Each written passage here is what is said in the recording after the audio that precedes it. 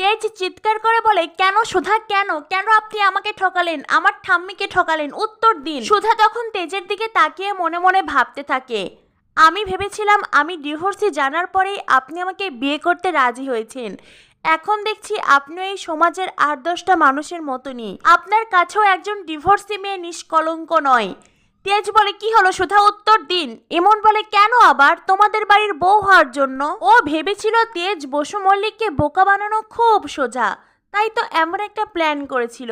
প্রথমে ঠাম্মিকে হাত করলো আর তারপরে তোমাকে বিয়ে করে ও বসু মল্লিক পরিবারের ঘাড়ে চাপতে চেয়েছিল। সুধা তখন তেজকে বলে, আমি কখনোই কারো ঘাড়ে বোঝা হতে চাইনি। আমি তো আপনাকে আমার অতীত সম্পর্কে বলতে চেয়েছিলাম মিস্টার বসু মল্লিক, কিন্তু আপনি আমাকে বলেছিলেন আমার অতীত আপনি জানতে চান না, আর এটাও বলেছিলেন অতীত আঁকড়ে না বাঁচতে।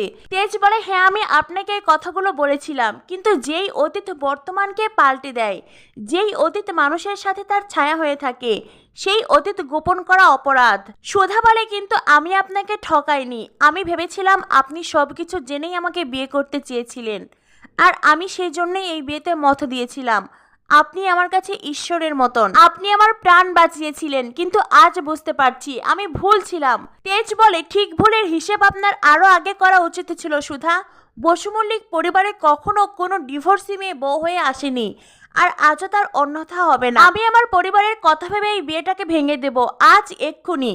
সুধা বলে, সেই ভালো, আমিও সেটাই চাই। আমার যে অতীত আপনি মন থেকে মেনে নিতে পারবেন না, সেই অতীতের বোঝা সারা জীবন বয়ে বেড়াবেন, এটা আমিও চাই না।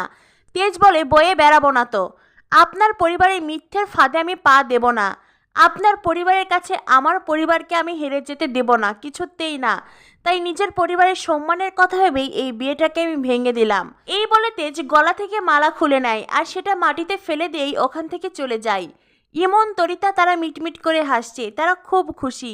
সুধা তখন মনে মনে ভাবতে থাকে, আমি মিথ্যেবাদী নই, আমি কাউকে ঠকাইনি, আমি লোভী নই।